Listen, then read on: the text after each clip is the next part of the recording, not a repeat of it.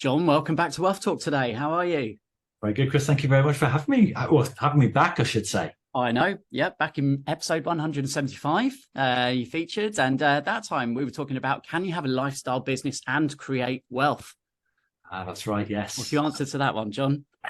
Absolutely. Did I see a report in the BBC today that Britons are more likely to choose work-life balance than anyone else in Europe?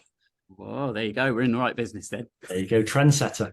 Yeah. So for those that perhaps didn't catch that episode, John, what's a bit of the backstory on yourself and how did you get into this? So yeah, I was a former civil servant and I started my own business 23 years ago now. Internet marketing business. The only problem was I knew nothing about the internet, nothing about marketing, and I'd never run a business before. Other than that, what could be easier?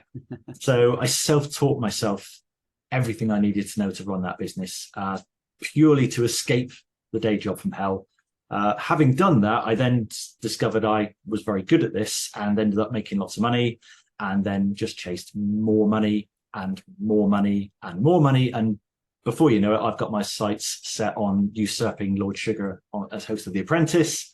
I want a skyscraper with my name on the side and a yacht that I can fit a helicopter on the back and all that kind of stuff that I didn't really want until I had kids. And then the minute I had kids, I had Jack, my oldest, now 14. He was a 3-month-old baby, and I was sat in an MOT centre reading Alan Sugar's autobiography. What you see is what you get. Right, this is what I need to do. I'm going to reverse engineer Lord Sugar's pathway. I'm creating the next Amstrad here. And I saw this one line. I never really saw my kids much when they were growing up. And just in that moment, I was like, that's not what I want. I was like a sledgehammer to the heart. I was like, no, I want to just be there for these kids when they grow up. I don't actually need I don't need a helicopter. I don't need a yacht. I just need to be there for these kids and actually enjoy my life. How relevant to our conversation today. And that was obviously a massive turning point for you, John. And now obviously you're an advocate of really designing a business around the lifestyle that you want, right? And Absolutely. You've helped hundreds, if not thousands of people through your masterminds. And now onto your fourth book, I noticed there, John. So tell us quickly about that one. Absolutely. So The False Exit is my latest book, came out in July. Book number 4. And it is this idea of exiting the day-to-day running of your business, but still owning the asset. It's something I discovered by accident. I tried selling my business. At one point, I thought I was going to get a £2 million exit. Only like Chris Tarrant to whip away that check. The broker said, no, we don't want to give you that. I tried putting a management team in place who decimated the business and just killed the profits. I tried doing nothing, only to find that I just buried my head in the sand and ended up nearly having a nervous breakdown. And then eventually, Jason, my business partner, and I decided we'll just systemize it. We'll put the right people in place. We'll put some procedures. We'll structure the business so that it could run without us. It won't be as good as if we're in it. But hey, if we sold our business, time we pay the tax man his chunk of change, and time we actually find a new revenue stream, we'd rather own the asset. So it's this idea of not killing a golden goose, but turning your golden goose into a golden egg laying machine that works without you. Meaning you can nip off for a weekend, you can go to the kids' sports days, you can do school runs, or as I've just done this summer, you can go off on a 3-week road trip around Spain with the family, not checking emails once. That was my dream. That's it, isn't it? At the end of the day, I'm sure most of our listeners, certainly I know that our members, they don't want to be super rich. They don't want the Lamborghinis and the flashy houses. You know, maybe some do, and that's absolutely fine. But it's choice, it's freedom, it's time, it's that quality time with family, which, you know, you're saying as well is what really is what it's all about for you. Absolutely. And that escapes a lot of business owners, so we could definitely talk a lot about that, but I want to focus in on, you know, how you've been, I guess, passing on some of these lessons that you've been learning throughout your life and your career, John, to your children. And you mentioned Jack there, 14 years old. Tell us about the other members of your family, if you don't mind, please. Yeah, so Jack's 14. Harry is our youngest. She's 11, and she's just gone into secondary school now. So we've actually been homeschooling both kids. Sorry, my wife will be listening to this. Home educating, she tells me. It's not homeschooling, apparently.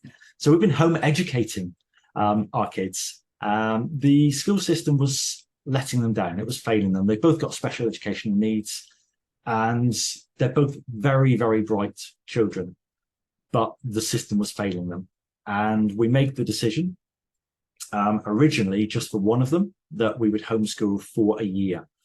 We decided eventually, and my wife's a teacher, so it was very, very difficult for her to reach this decision that the best place for our children was not the education system, because that was a system that she spent 20, 25 years in.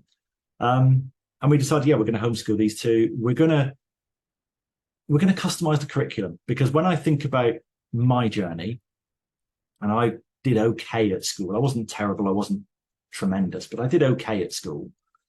But I found school very, very difficult. And the minute I left school, I almost felt, well, that's me done with learning. I don't need to learn anything else again. Finally, I can stop learning.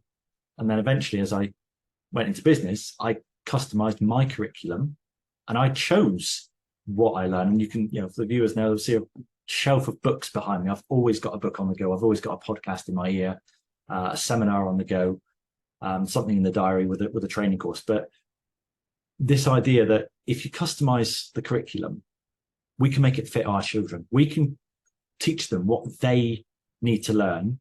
Because I think if you've got a class of 30 kids, you pretty much go at the pace of the slowest kid. And if your child needs some attention, you've got one teacher and maybe a couple of TAs who can't give them the attention they need. We could, and we've proven it now, we can teach them more in probably a quarter of the time. We could teach them more than they would learn full-time in school. But you need time to do that, right? So if you're yes. a slave to a job and you're working all the hours, or even commuting, that's just not going to be possible, right? So that was obviously a benefit of having designed your business to give you that time. And of course, your wife, Sarah, as well, I guess. How did you share a responsibility and decide who was going to, tell us what an average kind of day or week looked like as a homeschooler? Yeah, well, I mean, readers of my second book, Routine Machine, will not be surprised to learn that habits and routines were very, very much a part of this. So I had my set days, Mondays and Wednesdays. I did my little daddy daycare or daddy home education, shall we say.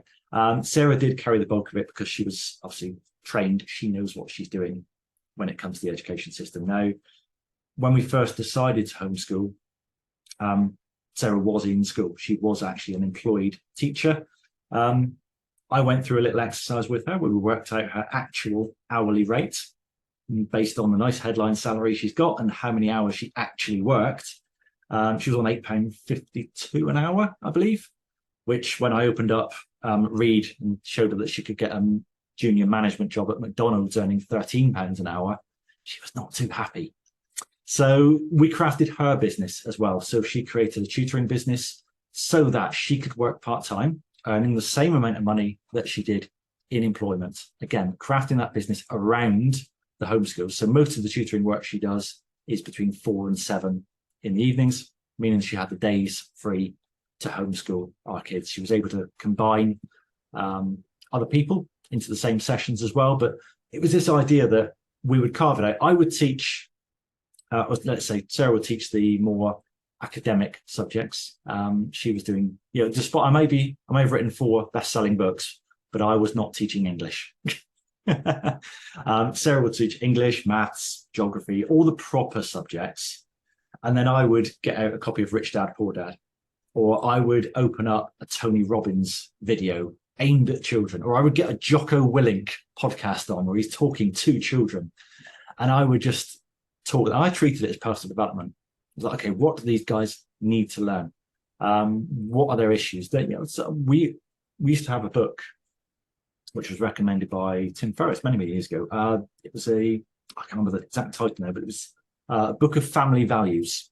And it was a massive, massive tome. And every week, as a routine, the 3 of us would sit down and we'd choose our value of the week. And even now, I mean, that's probably 5 years ago we started doing that. Even now, I could say to Harry, my youngest, have you done your cleanliness routines? And she knows exactly what that means because we studied the virtue of cleanliness one week and it stuck. and the virtue of honesty, or the value of transparency. And it's just, being able to dive deep into how do we make these kids happy, confident, good humans. So did you make that decision on behalf of the children or with the children? It was with the children, yeah. We gave them both the opportunity, and we said, look, this is an option. If you want to do this, you can do it. And Jack was all for it. He's like, yep, get me out of school. Absolutely. This will be great for me. Harry loved school. School was failing her in a different way. She's visually impaired, so she was really, really struggling with eyesight, headaches, sickness. She fell and broke her arm on the last day of term in her first year at school because someone left a net out on the football field, and so just let the kids run around. So yeah, she fell and broke her arm, thanks to school. So she wanted to stay in school. She had a lot of friends in school, but she knew how school was physically affecting her. And so, she decided, well, if Jack's doing it, perhaps I'll do it too. The door was always open, though, to return. If it didn't work out, both of them could have gone back into the school system. Yeah. And I guess, one of the comments, it could be aimed at, you're taking them away from that social environment and those, learnings of just, again, dealing with, different characteristics and personalities. How did you manage that? So we discovered there's a very strong homeschooling community within Plymouth, and we made it a point of creating these social sort of structures. So every week they would go to, there's a climbing wall that did a session. Let's say Sarah did some sessions here. So we'd have maybe 4 or 5 children would come to the house. She would do a session. Harry would then take part in that session. They did cubs, they did brownies. We made sure that social integration was a big part of homeschooling until the second year of homeschooling, which was 2020. So we struggled a little bit with socializing then. You're ahead of the curve there, weren't you? Exactly. Hey, we were using Zoom, we were homeschooling. We weren't washing our hands as much as we did in 2020, but other than that, we were on board. Yeah. And I guess, the other question is, how did the schools react? And, is it a difficult process to say, that's it, we're pulling them out? It's actually not as difficult as you would imagine. It's pretty much sending a letter in saying, this is what we're doing. There was an element, and we could see again, I'm always keen to study incentives. What are the incentives for people's behavior? And when we said we were taking the kids out of school, Harry was the one who we were really concerned about physically, as it was physically affecting her. Jack was more mentally affected. And we said, we're going to take them both out. And the headmaster said to us, have you considered leaving Jack in and just taking Harry out? And we said, well, actually, it's Jack that we were really, really worried about because of the mental strain. And said, it's just that Jack's got his SATs coming up next year, and he's like top of the class for his SATs, whereas Harry's not doing so well on her SATs because of the visual impairment. She can't read as fast, she can't physically write. I said, okay, so your SAT scores are your priority. Our children's well-being doesn't come into this at all. The main thing you're worried about is what your test scores look like. And I think that's a lot of schools. Interesting, isn't it? And why do you think that schools still don't include lessons about finance, business, money in the curriculum? What do you think is the cause of that, John? I think, I go back to, I've got some words painted on my wall here from my first book, Big Ideas for Small Businesses. I talked about the 5 magic ingredients of success: goals, desire, knowledge, environment, and action. And I think, what's the goal of financial education in school? It's to tick a box. It's to say, hey, we've done it. What's the desire to truly generate financial independence and financial education within the school system? Very, very low. What's the desire within kids to learn about finance and numbers? They already think maths is difficult when it shouldn't be. So the desire is low. What's the knowledge? Well, the people who are teaching this have probably got consumer debt themselves. They probably make bad financial decisions themselves. They don't understand how their mortgage works. They can't balance their checkbook. They don't even know what a checkbook is these days. And these are the guys who are supposed to be role models for the children. So if you don't understand it yourself, how can you be a role model? How can you teach it for someone else? Environment, yeah. What are they surrounded with? What do they see at home? What do mum and dad do? Mum and dad are terrible with money too. So everyone is terrible with money. So it's more of a culture thing, I think. And the action, well, yeah, without getting the first four sorted, any action you take is going to be flawed because the structure just isn't there to support. They don't bring millionaires, multimillionaires into schools and get kids fired up and say, hey kids, you could be rich. You could drive a brilliant car. You could have amazing holidays. Oh, you could have a fantastic life. And you got to get your head around numbers. Okay. No. They're not scary. No, it's really, really cool. It's really easy. If you listen to, as I mentioned him earlier, Jocko Willink, he did a podcast. I'm trying to think what it was called now because it was several years ago. I want to say Ask. No, it slipped me. But there was a character. He wrote kids' books about discipline. And one of them was about financial freedom. And this sort of content really hit home with Marty. They loved listening to these, and they were little 7-minute stories. And at the end of the story was a little lesson about delayed gratification or compounding or, just knowing how numbers and how money works. And it was just really, really engaging with kids. And that for me is what's missing, is the desire to really demonstrate how it can be done. Yeah, and schools are doing a good job of kind of what they're there. They're there to do a certain thing, and they're doing that, and we don't want to knock that. But as you say, when it comes to those financial lessons, they don't really exist. So how have you made those lessons fun and engaging? Because would you agree that it's important that it's got to be fun? And we can start looking at the age groups as well and start understanding, how did you first begin to introduce these conversations and lessons about money to your children? When can you remember was there, a first conversation that was had? Or I think Jack in particular has always been very sort of money focused. He is very much, I want to be rich. I want to have a load of money. We mentioned, so as he's 14 now, and we've had conversations about getting a job. He's not too keen on this idea of getting a job. It's like, no, I don't really fancy working for money.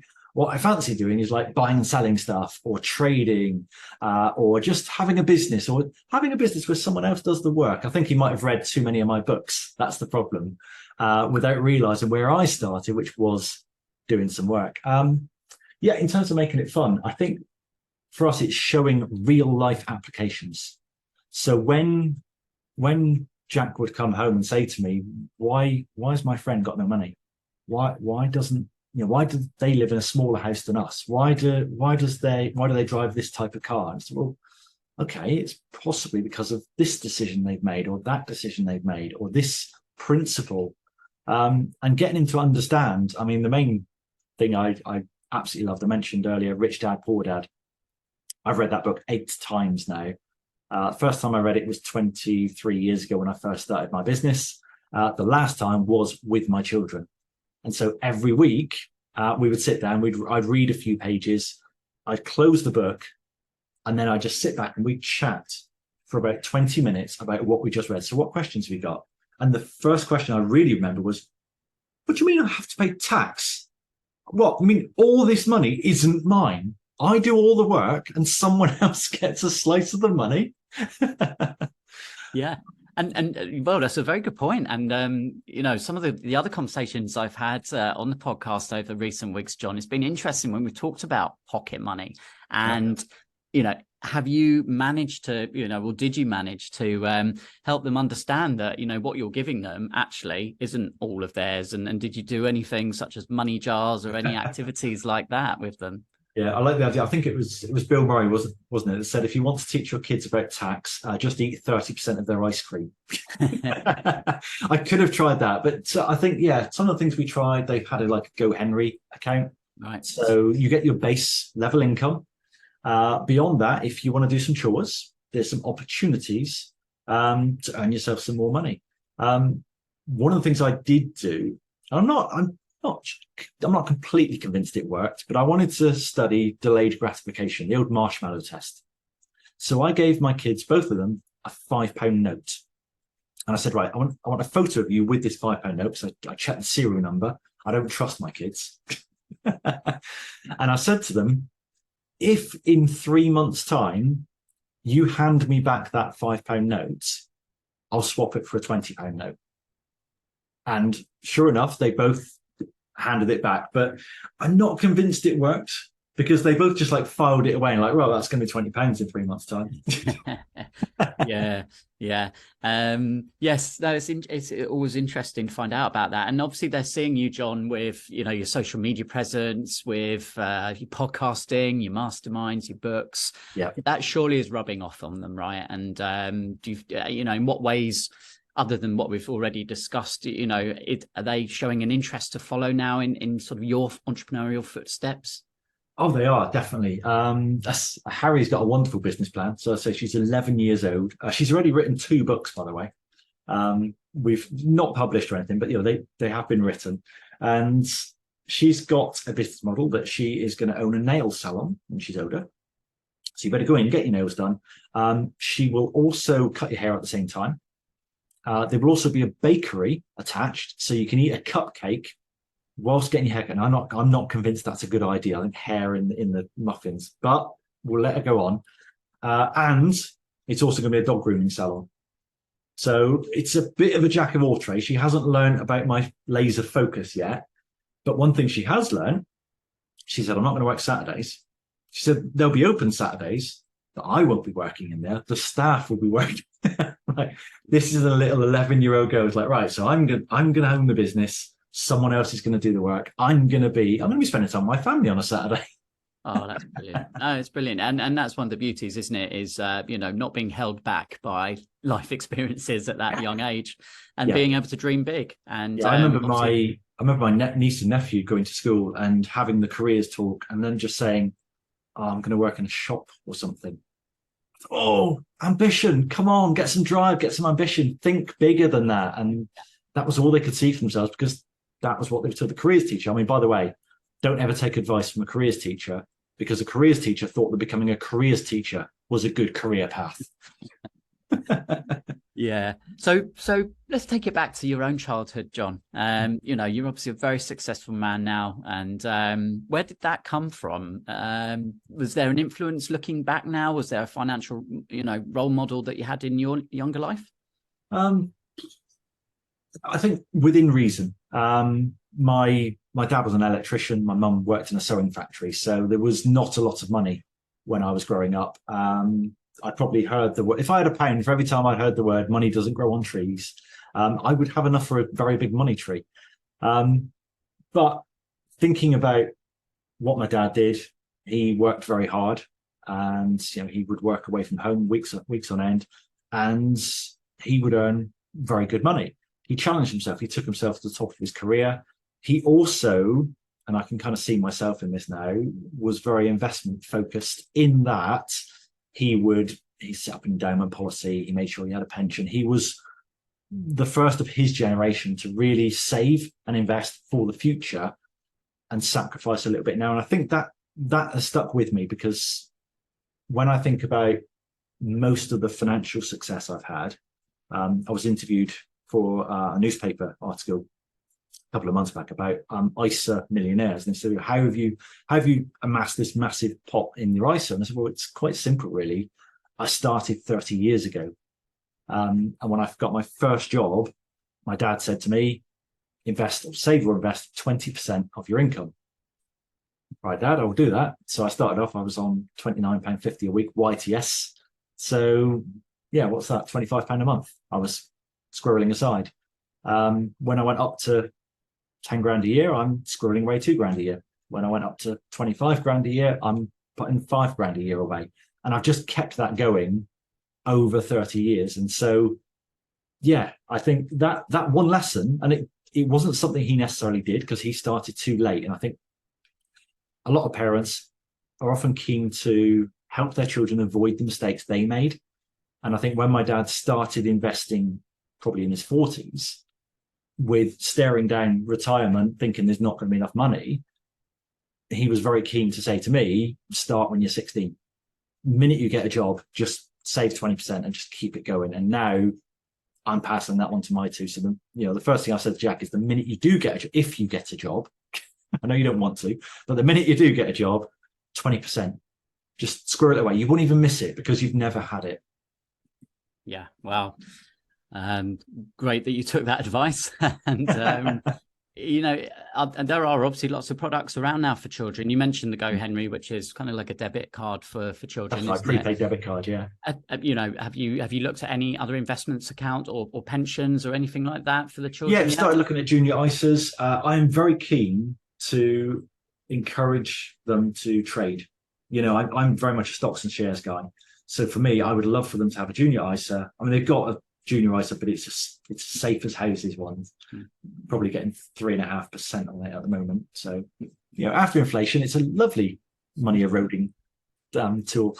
But I would love for them to learn to trade, even if that means that they lose money, because I think you learn more from trading and losing money than you do from winning. So I'm keen for them to make their own mistakes. I don't want to give them everything on a plate. I want them to be able to fail, be able to make some mistakes. And then again, like we did with Rich Dad, Poor Dad, go and play, go and find out what works, what doesn't, and then let's discuss it. Let's discuss why that didn't work, why you lost all your money. Did you get too greedy there? Did you go all in on a stock that you shouldn't have done? Are you not playing the long game? Are you not compounding? Are you overly leveraged? All the things that we've started to talk about, and we start talking about them in kind of very childlike fashion that they will understand, until we get to the point whereby we can have an adult conversation with them around finance, money, investments. Yeah. And I guess the final piece is looking at the legacy aspect. So everything that you're building now in your life, John, obviously will be passed on at some stage to them. And, have you already started to think about that, or is that still a bit too far in the future? I think it is. I'd like to think it's too far in the future. I plan on living to 123. I'm 46 this month. So I've got just under 80 years left, I hope. It is interesting because I read a lot of investment press, and you often see letters from investors, letters from readers in these magazines. And the amount of people that are in their 50s and 60s, and they're petrified about inheritance tax, and everything is, how do I avoid inheritance tax? And I'm still in accumulation mode. I'm still growing. Inheritance tax. Oh, yeah. That's a future me problem. Yes, I've got structures in place to protect the bulk of my assets from inheritance tax, but it's not my main focus. Yeah. But everything you're doing, John, by the sounds of it, you and Sarah, is preparing your children to be equipped with the understanding and the knowledge. So when that time comes, they will be able to maintain that wealth that you've built and worked hard to build, and hopefully pass that on for many generations to come as well. Oh, exactly. Because otherwise, if they don't learn the financial psychology, the financial mindset to be able to cope with large sums of money, giving them a large sum of money is going to be the worst thing possible. Absolutely. Yeah. So it's been a delight speaking with you again today, John, and really appreciate everything that you've shared with us and some of the insights as to how you're making these conversations fun, and also around homeschooling, which is a massive movement, isn't it? And I suppose, having gone through that process, just how big this is in the UK. It is. And I think we were very surprised when we first investigated it. We thought, it's going to be a very, very tiny minority. It's about 1 in 10 children in the UK is currently home educated and growing. And particularly, it's a problem with kids with needs. My wife is actually writing her first book at the moment exactly about how the school system is failing kids with needs. So, that will be hopefully coming out in 2024. Wow. Well, we'll have to have Sarah on the podcast then when Absolutely. All right. Well, John, thanks again today, and we look forward to speaking to you again very soon. Thank you for having me back again.